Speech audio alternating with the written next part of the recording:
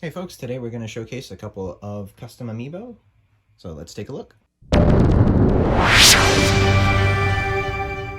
Alright, so we have some custom Amiibo over here that I've made.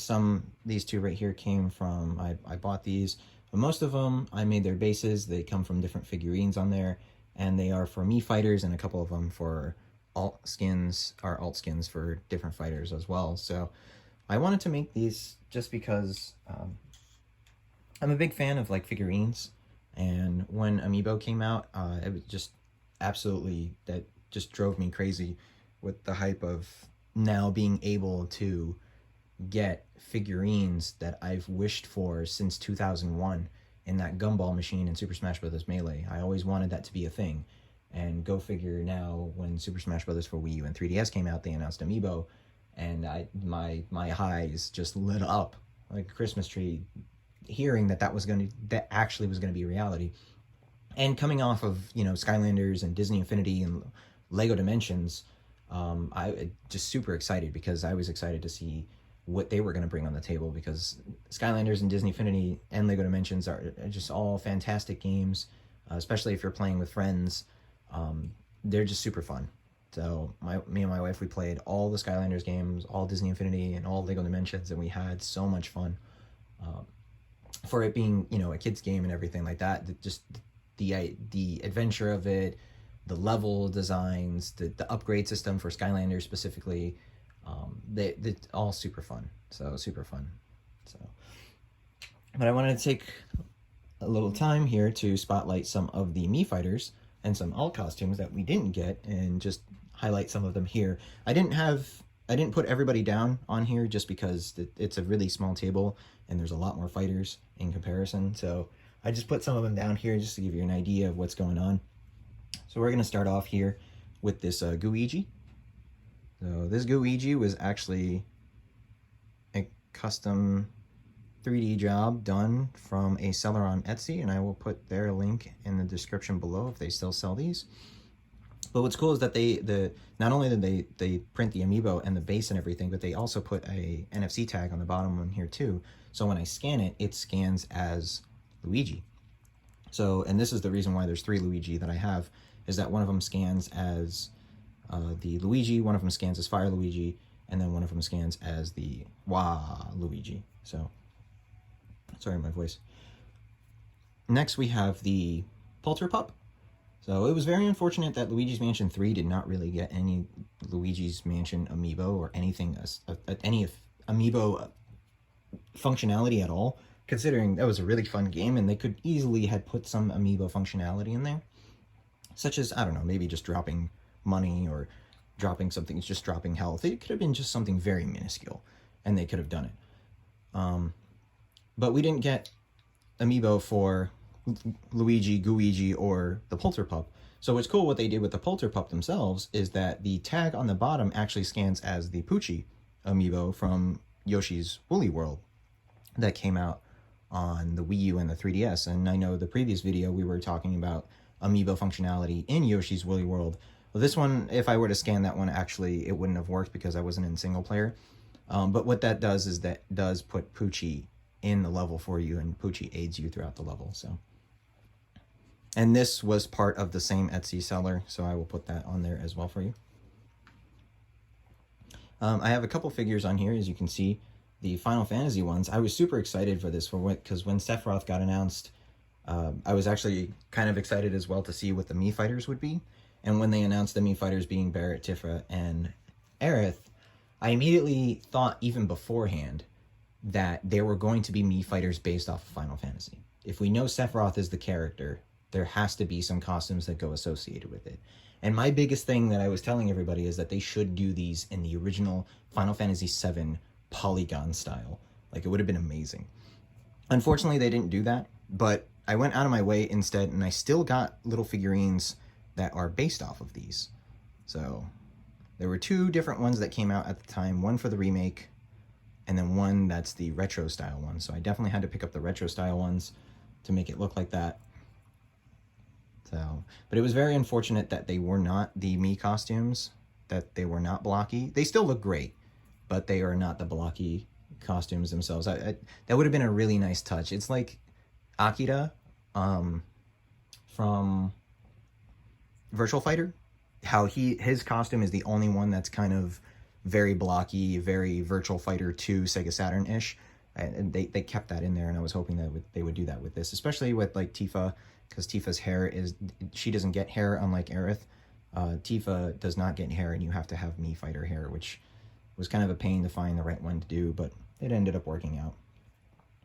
So I've got a couple of blind boxes from Bethesda over here, and then a Cuphead blind box figures that I got over time that eventually turned into Amiibo. Same thing on there. So this Sans one actually comes from a place called Fangamer, and it's funny because they even have some text and writing on the bottom just like an actual Amiibo. So what I did was I just opened up the base itself and put an NFC tag in there, and it was the Sans Mii Gunner that we always scan on here on the channel. So it was really cool because the base itself is about the same height as almost the same height as an Amiibo base, and then I just painted it gold on the top on there. And that was one of the things I needed to do first, and was I needed to find out a relatively inexpensive way to make these bases. So I started off with this guy. When the channel first started, this was one of my very first custom Amiibo. And what I did was, to make it a lot more cost effective for me, I used wood. So I just cut discs of wood on the same shape and size of the actual base of an Amiibo itself, and then the NFC tag goes right in the middle on there, and then it's sandwiched in between, and then a final Bondo, like a Bondo kind of putty, goes around it to give that kind of plastic look. And I wanted to do that because this is really thin wood, yet it's super sturdy. It's just plywood. But I also wanted to do that because a lot of things, I didn't want to use different materials that would block the NFC chip. So I know that's one of the big things, is that Nintendo, when you purchase an Amiibo, the bottom of the box has this metallic sticker on it, and that's so that way you don't scan it through the box, which is very unfortunate because I know some people like to leave their Amiibo in the box. And there's certain exceptions to the rule with that, with like the Shovel Knight Amiibo actually don't have those little metallic stickers on the bottom of them. So it's very unfortunate. But and going back to the Skull Kid, this Skull Kid is actually a World of Nintendo figure that Jakks Pacific's release over time. These are 2.5-inch figures, and these are found pretty much anywhere. You can find them in your general stores, or they're usually in the same like very front aisles as like candy and soda and all that kind of stuff. They're almost like keychain items. And yeah, they worked out really, really well. It scales really well with Youngling, so I had to get this one. And I remember releasing this as my 200th subscriber video, which was pretty cool. A couple Mega Man ones in the back as well. I have one for Proto Man and Zero as well on there. These are all from the same series. Nice little mystery box series, which is really cool. I have this Diddy Kong is also a World of Nintendo series, but I haven't converted her into an Amiibo yet, just because I'm still waiting to see what the final character is going to be for Smash before I move on to making her an Amiibo. It's highly unlikely that we'll get another Donkey Kong character for Super Smash Bros. Since the announcement of King K. Rool.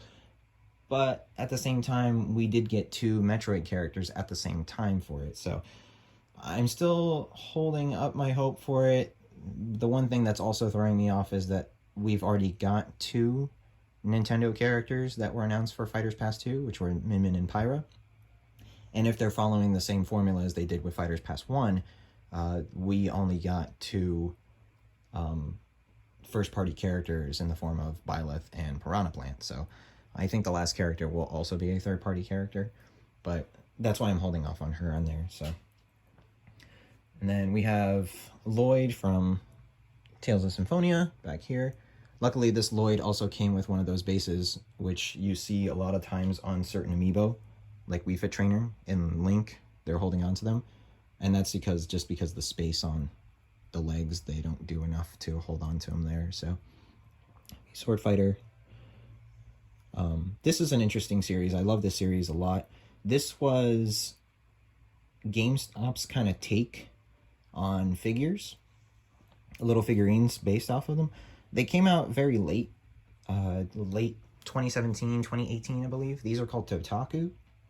And in the beginning, a lot of people, because of the amount of figures that were announced at the time, at least the selection, a lot of people were thinking this was a conjunction with Sony, as Sony's new kind of answer to Amiibo, because this was right around the time that Ultimate was coming back up, and Amiibo was starting up again with new fighters.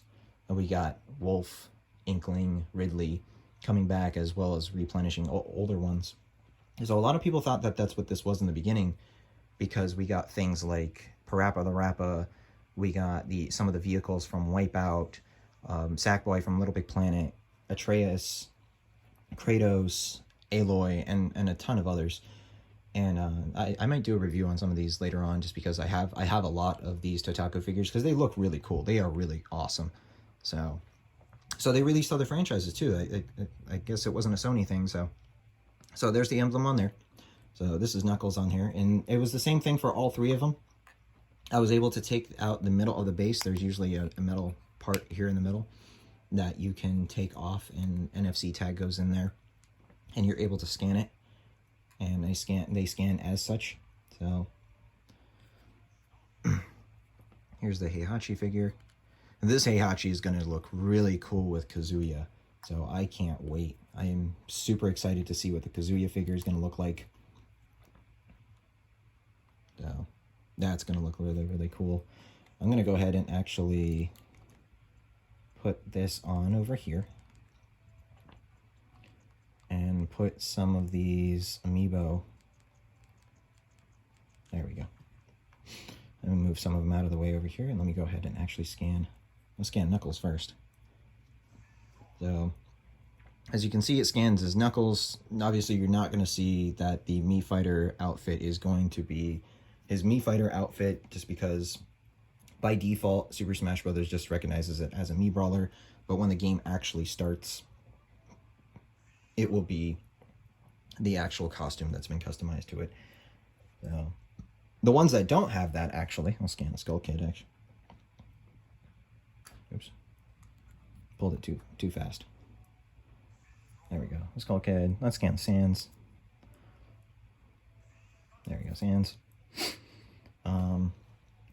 The ones that actually do show up are these guys. So I'll bring down Larry as well. So I won't grab all of them, but it's the Koopalings. So I definitely wanted to do the Koopalings, because the Koopalings are cool, because they are actually alternative costumes that show up in game, and they actually have their names and everything like that attached to them too. I was very disappointed and very sad that we were not going to get other versions of Bowser Jr. that were going to be Koopalings on there. And I can understand why. It's very cost, and it's a very kind of niche kind of thing to collect all the Koopalings, unless you're really, hardcore Bowser Jr. fan or just hardcore Amiibo fan. But luckily, once again, the same line that was made from the Skull Kid made Koopalings over time. And this is the Jack specific line. Now I don't, as you can see in the back, I have also Iggy and Roy, but I don't have Wendy and Morton, because my original Wendy and Morton, I'm still waiting to convert them all. Originally, all of these guys were about this size. And this is from a line, I don't think it even says it back here what it is. This is from a line that came out back in 2013 for New Super Mario Bros. Wii in Japan. And these are little gumball figures that you can get for that line. And they made one for all the Koopa kids. And I bought all of them. They came in as a set. Somebody was selling them all as a set. And they were all about this size. So they were really, really tiny. So you can see, actually, this Lemmy is a perfect example. So the Lemmy that I had came on this ball. And that ball right there, that peg is actually where you put his foot. So he was super tiny. He was tinier, actually, than this Mecha Koopa, which was funny. Because these things are supposed to spawn out of their, the Koopa clown car. But that came out of, this ball actually comes from the Lemmy. So you can see it's just really, really tiny if you think about how big that Lemmy has to be stepping on this, because the ball is also really big for him. So, and considering his size right now, he would have been really, really small. And it worked out for a while just because, you know, I had them there. I can differentiate which amiibo I needed to use during a battle and everything. But as Jack Specific was starting to come out with these guys, I started replacing them. So they look just so much better. And they scale really well with Bowser Jr. So let me just grab, actually, Bowser Jr. right here. And you can see they scale really well with Bowser Jr. So I was super happy about that. Super happy that Jax was considering just releasing these guys as well. So, and then same thing goes on there. So here, I'll just actually scan Lemmy. I'll scan Ludwig. Oh no, we have 3. Yeah, we can scan Larry. We can scan Larry. There we go. So they all scan as such.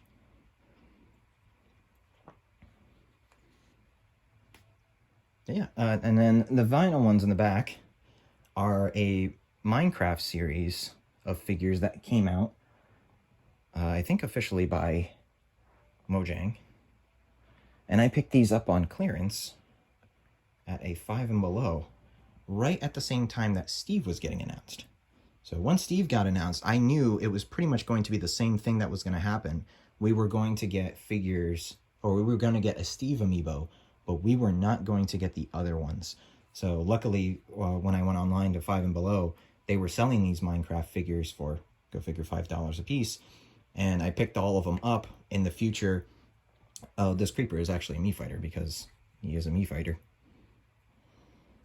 So there we go. Shows up as a creeper. So this one's the exception to the rule, and I'm still waiting to get the pig figure in. I'm still looking for a pig one, but because it's a specific one I'm looking for, like the keychain. But these 3 are going to be ready. I already have their bases ready, and I will be taking this apart and putting the NFC chip in there later on when Steve comes out, because then I'll be making 3 clones of Steve, all in different, I'm going to try to make them in different fighting styles depending on how I see how each one will play, and put them as Amiibo himself. So actually put that in the background to start. But yeah, I thought that was really cool that there are going to be more characters to the Minecraft series, but unfortunately no Mii fighters to go with them, so, or no alt costume Amiibo to go with them, so do my own. That was pretty cool. And then as you can see right here from the gameplay, those are all the Mii fighters: Creeper, Knuckles, Tails, Skull Kid, and Sans, and then the 3 Koopa kids right there. And that's all under these guys. So, and I have a couple of other ones that are going to be made as well. Like I have this guy. This was supposed to be my version of Dovahkiin, but I actually might get the other Dovahkiin because this was part of that Bethesda mystery minis that I was talking about that I got in a set. So, but yeah, it was really nice to do these, especially for it wasn't as much as I thought it would be. The bases did really help cut the cost and everything, and then it helped with other things like getting the other 3 Mr. Game & Watch, or yeah, the other 3 Mr. Game & Watch that you get.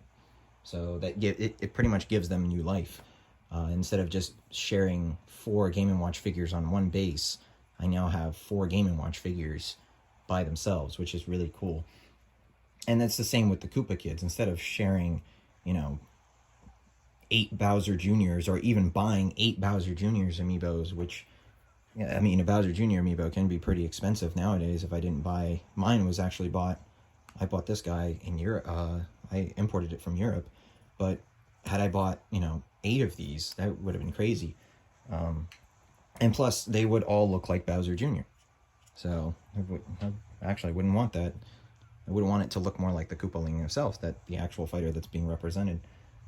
So, this was a cool project, and I'm still going with it, and I actually can't wait not only to see what the last fighter is, but the last 5 Mii fighter costumes. So, it will be interesting to see, and it's one of those things where I kind of hope that even though the DLC characters stop, the Mii fighter costumes don't, because then I can do more customs like this, because I find them really fun.